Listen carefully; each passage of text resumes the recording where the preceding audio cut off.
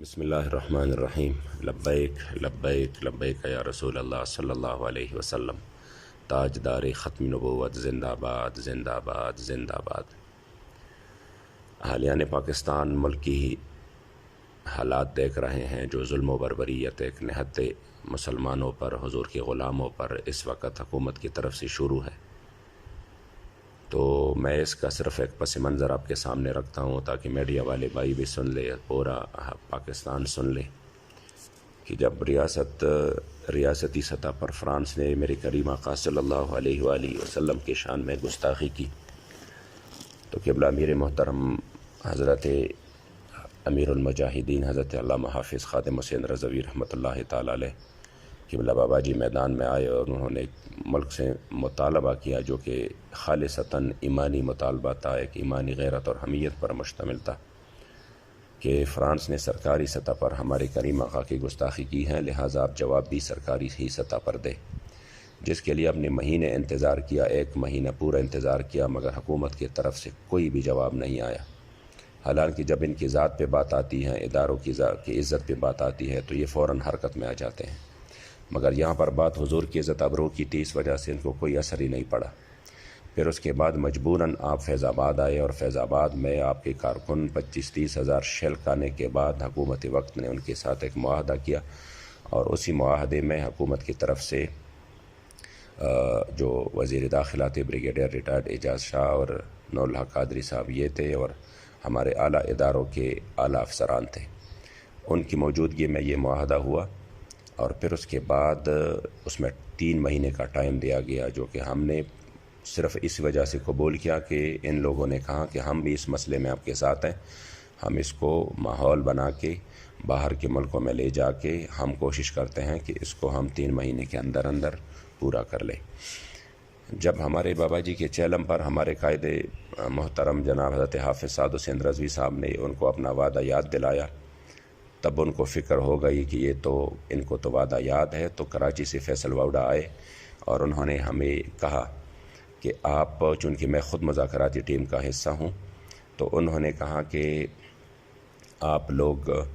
جو ہے نا وہ اس معاہدے سے پیچھے ہٹ جائے، اور یہ کسی بھی صورت ہم اس پر عمل کرنے کے لیے ہم تیار نہیں ہیں۔ ہم نے کہا ہمارے ساتھ تو ایک عام بندے نے معاہدہ نہیں کیا ہے، ہمارے ساتھ تو ایک ریاست نے معاہدہ کیا ہے، اور اس ریاست کی جو ہے نا انتہائی اہم عہدیداران جو تھے وہ اس میں شامل تھے، اور یہ وہ تو جب وہ باتیں سامنے ہو گئی تو اس کے بعد انہوں نے ہمیں جو ہے نا کہا کہ چلو ٹھیک ہے، ہم آپ کو اتنے پیسے دیتے ہیں، آپ اپنے کارکنان کو دے، مساجد بنائے، مدارس بنائے، ہم آپ کو کروڑوں ارب روپے دیتے ہیں، اور ہم آپ کو سینٹ کی بھی آفر کرتے ہیں، اور آئندہ کے لیے ہم آپ کو جو ہے نا اپنی طرف سے جس کی شورٹی آپ لینا چاہتے ہیں وہ ہم تیار ہے کہ ہم آپ کو فلاں فلاں جو بھی حلقہ آپ کہیں گے کہ وہ ہمارے لیے چھوڑ دو، ہم چھوڑنے کے لیے تیار ہے۔ ہم قومی اور صوبائی اسمبلیوں پر آپ کے ساتھ جو ہے نا وہ مکمل طور پر یعنی وہ کرنا چاہتے ہیں، اتحاد بھی کر سکتے ہیں، یہ وہ۔ جب یہ سارے باتیں ہو گئی تو اس کے بعد ہم نے ان کو کہا کہ نہیں، یہ ہمارے مسائل بالکل بھی نہیں ہیں، ہم چاہتے ہیں کہ ہم فرانس کو ایک جواب مل جائے اور وہ ریاستی سطح پر مل جائے، اس لیے ہم اپنے معاہدے کے پابند ہیں۔ جب انہوں نے ہر طرف سے دیکھا کہ کوئی بھی سنوائی نہیں ہو رہی ہماری، تو اس کے بعد انہوں نے دوبارہ مذاکرات کا آغاز کیا، اور جس میں نور الحق قادری صاحب، شیخ رشید اور راجہ بشارت اور باقی جو ہے نا ہمارے اداروں کے بڑے اعلیٰ عہدیداران تھے، اعلیٰ حکام تھے۔ اس کے بعد جب ہماری بات چیت ہوئی تو انہوں نے ہم سے 2 مہینے کا ٹائم مانگا کہ ہمیں مزید 2 مہینے کا ٹائم دے دو، ہمارے سامنے فلاں فلاں مسائل ہے۔ ہم نے صرف اسی خاطر کہ تاکہ یہ پھر سے یہ نہ کہے قوم کو کہ دیکھو لبیک والے فوراً روڈوں پر آ جاتے ہیں، احتجاج پر اتر آتے ہیں، 3 مہینے ہم نے صبر کیا، چلو مزید 2 مہینے بھی، یہ اتنا اہم مسئلہ ہے کہ ہم اس میں 2 مہینے مزید بھی ان کو دے دیتے ہیں، لیکن اگر یہ مسئلہ حل ہو جائے تو انشاءاللہ پاکستان پوری دنیا میں ان کی جو ہے نا ایک عزت اور وقار بن جائے گی پورے عالم اسلام میں، کہ اب بھی حضور کے غلام وہ پاکستان میں رہتے ہیں جنہوں نے کسی بھی دنیائی لالچ اور حرص کی پرواہ نہ کرتے ہوئے اپنے کریم آقا کی عزت و ناموس کی خاطر ایک انتہائی قدم اٹھایا۔ تو جب وہ 2 مہینے قریب ہونے لگے تو اس کے بعد انہوں نے پھر سے جو ہے نا ہمیں کہا کہ آپ ہمارے ساتھ بیٹھ جائیں، ہم نے ایک مسودہ تیار کرنا ہے، اس پر ہم بات چیت کریں گے۔ جب ہم بیٹھ گئے ادھر تو جو قرارداد انہوں نے خود سے لکھی تھی وہ ہمارے سامنے پیش کی کہ ہم اسی کو پیش کرنا چاہتے ہیں۔ جب یقین کریں ہم نے وہ قرارداد طے کی، اس کی متن ہم نے طے کی، وہ انشاءاللہ تعالی ہم قوم کے سامنے پیش کریں گے۔ تو ہم نے ان کو کہا کہ یہ کیسا مذاق ہے؟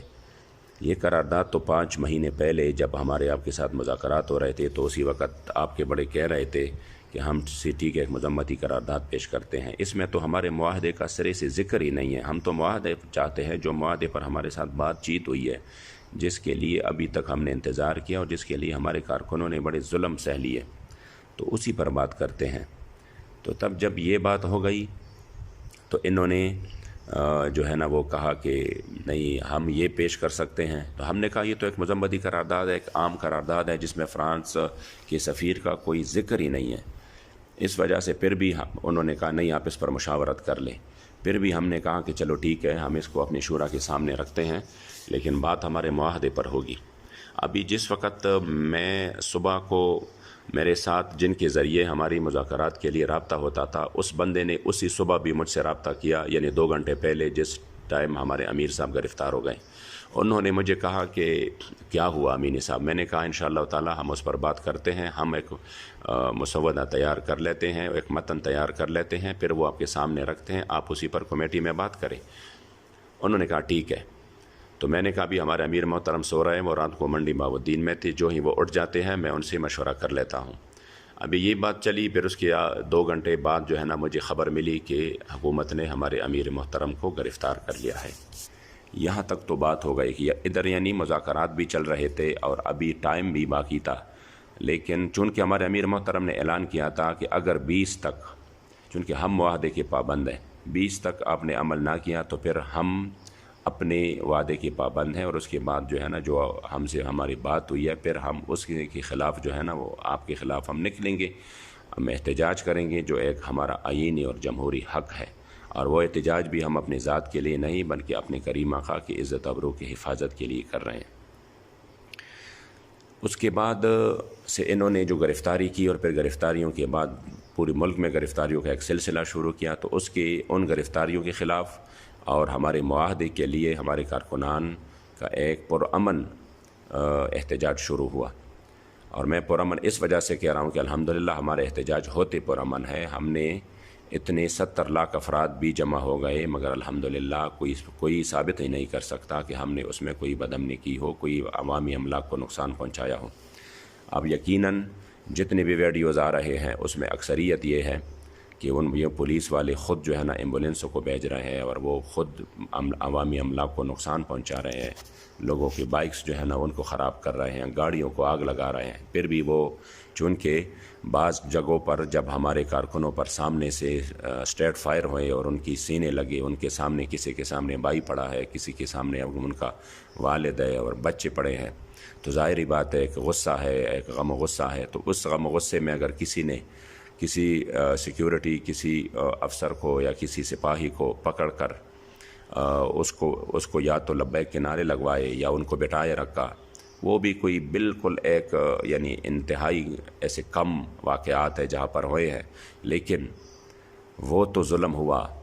کہ ٹھیک ہے وہ آپ پر گولیاں مارے تو آپ نے یہاں پر ان کے جو ہے نا وہ پھول نچاور کرنا ہے، اس طرح تو نہیں ہوتا۔ جب وہ سیدھے فائرنگ کر رہے ہیں، ہمارے 200 کارکن شہید ہو چکے ہیں اور ہزاروں کارکن اس وقت شدید ترین زخمی ہیں، جن کی آنکھیں، جن کی سر جو ہے نا وہ مکمل طور پر یعنی وہ انتہائی تشویشناک حالت میں ہے، تب بھی ہم یعنی ظالم ہے، اور وہ اتنا ظلم کر کے بھی میڈیا پر مکمل طور پر مظلوم ہے۔ اور پھر میڈیا خود چیخ رہا ہے، خود میڈیا کے اینکرز بول رہے ہیں کہ ہمارے اوپر پابندی لگ چکی ہے۔ یعنی اتنی شرم کی بات ہے کہ اس ملک کے لیے کہ اس ملک کا میڈیا وہ شرمناک کردار ادا کر رہا ہے کہ جہاں پر ان کو ایک ماڈل گرل ایان علی، اس کی جو ہے نا وہ جسم کا ایک وہ ٹیٹو بھی نظر آئے، اس کو ایک انڈیا کی اداکارہ کی کیک کی پاؤنڈ بھی ان کو وہ کہے کہ اتنا پاؤنڈ کیک کاٹا گیا، فلاں فلاں مہمان آ گیا، ان کو سڑک پر یہ گرتے ہوئے لاشیں، اور یہ حضور کی عزت ابرو کے لیے یہ بزرگوں پر 90 سالہ بزرگوں کی سینوں پر گولیاں لگی اور چھوٹے بچوں کی سینوں پر ربڑ کی گولیاں لگی، جس سے وہ شہید ہو گئے، وہ نظر نہیں آیا، جس کے اوپر ایک پورے بختربند گاڑی کو جو ہے نا وہ ان کے نیچے ہمارے کارکن آئے، ان کو روندا گیا، وہ بھی نظر نہیں آیا، لیکن جہاں پر ان کے سپاہی کو ایک تپڑ پڑا ہے اور ایک جو ہے نا اس کو مار پڑی ہے تو وہ سب کو نظر آ رہا ہے۔ انتہائی افسوس کی بات ہے۔ اور پھر شیخ رشید وہ آ کے کہہ رہا ہے میڈیا پر جھوٹ پہ جھوٹ، خدا کی قسم، چون کہ میں مذاکرات کا حصہ ہوں، میرے سامنے انہوں نے ساری باتیں میرے سے کی ہے، مجھے یہ بلائے نا ٹی وی پر اور مجھے آمنے سامنے بٹھائے تاکہ دودھ کا دودھ اور پانی کا پانی ہو جائے کہ تم وہ شخص ہو جو چیخ چیخ کر کہہ رہے تھے جب ہم سے 2 مہینے کا ٹائم مانگ رہے تھے، تو تم نے کہا کہ اگر میں پیرا نہیں دے سکا اپنی بات پر تو میں اپنی وزارت کو ٹوکر ماروں گا، لیکن میں یہ معاہدہ پورا کروں گا۔ اور آپ نے اسی وقت علامہ نور الحق قادری صاحب کو بڑے سخت الفاظ میں کہا کہ یہ غلطی آپ لوگوں کی ہے، اگر آپ لوگ اس پر پیرا نہیں دے سکتے تھے تو کیوں آپ نے وعدہ کیا؟ تو جب آپ تک تحریر کر رہے تھے اور آپ سائن کر رہے تھے تو آپ بڑے اسی وقت اپنے جو ہے نا موڈ میں تھے، اور آپ نے کہا میں اگر وہ پیرا نہیں دے سکا تو میں چھوڑ دوں گا یہ وزارت۔ تو میں ابھی آپ کو کہتا ہوں کہ آپ پیرا نہیں دے سکے، ابھی آپ نے تحریک کے خلاف وہ جو ہے نا وہ پروپیگنڈے ہم سمجھتے ہیں کہ آپ یہ کسی کے کہنے پر کر رہے ہیں، لیکن آپ نے یہ سوچنا ہے کہ آپ نے عوام میں آنا ہے، اور آپ انشاءاللہ تعالی عوام آپ کو جوتے ماریں گے کہ آپ عام طور پر بنتے ہیں حضور کی ختم نبوت کے سپاہی، لیکن جب بات آ گئی حضور کی عزت ابرو کی حفاظت کی تو پھر آپ جھوٹ پہ جھوٹ اور پھر تحریک پر جو ہے نا وہ پابندی کی باتیں کرتے ہو۔ تم کس طرح پاکستان کی اتنی بڑی سیاسی جماعت پر پابندی کی باتیں کرتے ہو جنہوں نے 20 شہداء بھی دیے اور ابھی تک پرامن ہے؟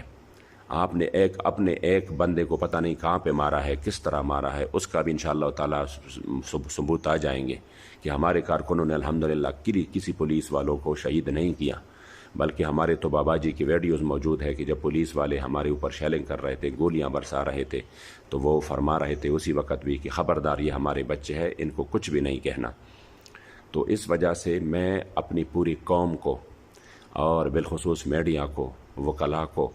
اور تاجر برادری کو اور جتنے بھی پاکستان میں حضور کے غلام رہتے ہیں کہ اگر ہم نے بات اپنی کی ہے، اپنی مفادات کی ہے، ہم نے تو سینٹ کی ٹکٹ ٹکرائے، ہم نے تو ان کی صوبائی اور قومی اسمبلیوں کی آفرز ٹکرائے، ہم نے تو ان کی جو ہے نا اربوں روپے کی آفرز ٹکرائے، صرف اس وجہ سے کہ کم از کم اس ملک کو یہ احساس ہو اور ان کو یہ خوشی ہو کہ اب بھی پاکستان میں ایک پارٹی تو ایسا ہے کہ وہ جس ٹائم پورے قوم ایک پیالی پر، ایک چائے کی پیالی پر اور ایک بریانی کی پلیٹ پر اور 5000 روپے پر اور جو ہے نا ٹرانسفارمر اور نالی پر بک جائے اور نظریہ جو ہے نا وہ اپنا نظریہ بیچ ڈالے، کم از کم اسی وقت ایک جماعت ایسی بھی تھی جو کہ جنہوں نے کروڑوں اربوں کے آفرز ٹکرائے، جنہوں نے ہر ظالم کے ساتھ ٹکر لیا، لیکن اپنے اصول پر کبھی سودے بازی نہیں کی، اپنے نظریے پر کبھی سودے بازی نہیں کی، اپنے کارکنوں کی نظریات کے ساتھ کھلواڑ کبھی نہیں کیا۔ تو ظاہری بات ہے کہ جب یہ حالات ہو کہ آپ پر ظلم بھی ہو رہا ہو، اس کے باوجود بھی آپ ظالم ہو، اور آپ کو پتہ نہیں کس کس سے آپ کی مثالیں دی جا رہی ہو، جنہوں نے آپ کے گلے کاٹے اسی وقت کوئی بندہ آپ کے جنازے پڑھنے کے لیے تیار نہیں تھا۔ یہ ہم ہی تھے جنہوں نے آپ کے جنازے پڑھائے، یہ ہم ہی تھے جنہوں نے ممبروں سے جو ہے نا وہ آپ کو سپورٹ کیا۔ تو اب اسی کی سزا ہمیں مل رہی ہے۔ جنہوں نے پورے قوم کو بوری بند لاشیں دی، ان کو تحفے میں، ان کو تو آپ لوگوں نے اجازت دی، لیکن جنہوں نے اس ملک میں ہمیشہ سے امن کی بات کی، حضور کی عزت ابرو کے لیے صرف میدان میں نکلے، کبھی اپنے ذات کے لیے بھی نہیں نکلے، آپ لوگوں نے اتنا بڑا ان کے ساتھ جو ہے نا دھاندلی کی، اس کے باوجود دھاندلی کا رونا نہیں رویا، لیکن جب حضور کی عزت کی بات آئی میدان میں آ گئے۔ اب ان کے ساتھ یہ والا سلوک کہ جب ان کے سامنے ان کے 20 کارکنوں کی شہداء کی لاشیں وہ سامنے ہو اور اس حالت میں آپ ان کو پھر بھی ظالم ٹھہرائے اور خود سے جو ہے نا وہ مظلوم بن جائے، تو قوم کم از کم یہ تماشا دیکھنا بند کر دے۔ قوم کو اس حالت میں تحریک لبیک پوری امت مسلمہ کا مقدمہ اس وقت لڑ رہی ہے، مظلوموں کا مقدمہ لڑ رہی ہے، اور انشاءاللہ تعالی ہمارے یہ اصول ہے کہ ہم ہر ظالم کا راستہ روکیں گے اور ہر مظلوم کے ساتھ ہوں گے۔ تو آپ لوگوں نے کم از کم انہی حالات میں ان کی پروپیگنڈوں میں نہیں آنا اور حقائق کو دیکھنا ہے۔ اور میں میڈیا کے اپنے بھائیوں کو یہ کہہ دوں گا کہ ابھی تو ٹھیک ہے، یا پیسوں سے اور یا طاقت سے آپ کی منہ بند کر دیا گیا، لیکن ایک وقت ہے، آنکھیں بند ہونے کی دیر ہے۔ ہر ظالم کو انشاءاللہ تعالی اللہ کریم پھر ان کی ظلم کا سزا دے گا۔ آپ اپنا کردار ادا کریں۔ اس معاشرے میں کب تک پاکستان اس طرح ظالموں کے ہاتھ میں ایک کھلونا بنتا، جو کہ ہر ظلم ہمارے سامنے ہے، کوئی بھی بچہ بھی سمجھ سکتا ہے کہ پاکستان میں کیا ہو رہا ہے۔ تو مجھے یقین ہے انشاءاللہ تعالی کہ آپ لوگ حقائق کو دیکھ کر فیصلہ کریں گے اور انشاءاللہ تعالی تحریک لبیک کے ساتھ اس معاہدے میں آپ شامل ہوں گے اور اس مشن میں آپ شامل ہوں گے۔ ہم انشاءاللہ تعالی کسی بھی صورت ظالم کے آگے سر جھکانے والے نہیں ہیں۔ ہمیں قبلہ حضور امیر المجاہدین نے انشاءاللہ تعالی جو نظریہ دیا ہے ہم اسی پر قائم ہے، چاہے وہ کچھ بھی کرے، لیکن انشاءاللہ ہم اصول اور نظریے کے پابند ہیں اور اسی پر قائم رہیں گے۔ اور میں ہر فورم پر انشاءاللہ ہم تیار ہے کہ ان کے ہر الزام کا ہم جواب دے کہ یہ خود سے کیا یہ جو ہے نا وہ ظلم کر رہے ہیں، لوگوں کے املاکوں کو نقصان پہنچا کے پھر جو ہے نا۔ اچھا یہ بھی کبھی تاریخ میں ہوا ہے کہ ایک بندہ پہلے ہم گرفتار کر لے بلا وجہ، اس کی 24 گھنٹے بعد اس پر جو ہے نا آپ 24 گھنٹے بعد والے کیس کی 302 کا آپ مقدمہ دائر کریں، اور اس پر جو ہے نا وہ یعنی عجیب طریقوں سے انصاف کی دھجیاں اڑائی جا رہی ہیں۔ اللہ کریم جل جلالہ اپنا کرم فرمائے۔ جتنے بھی دوست احباب میری اس بات کو سن رہے ہیں وہ اس باتوں کو آگے پہنچائیں، ان باتوں کو، اور پورے قوم کو۔ جب ہمارے اوپر سوشل میڈیا پر بھی پابندی لگائی جا رہی ہے، الیکٹرانک اور پرنٹ میڈیا پر،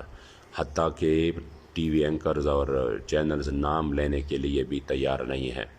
تو اسی وقت الحمدللہ بے سر و سامانی کی حالت میں تاریخ لکھے گا کہ ایک تحریک ایسی بھی تھی جنہوں نے کبھی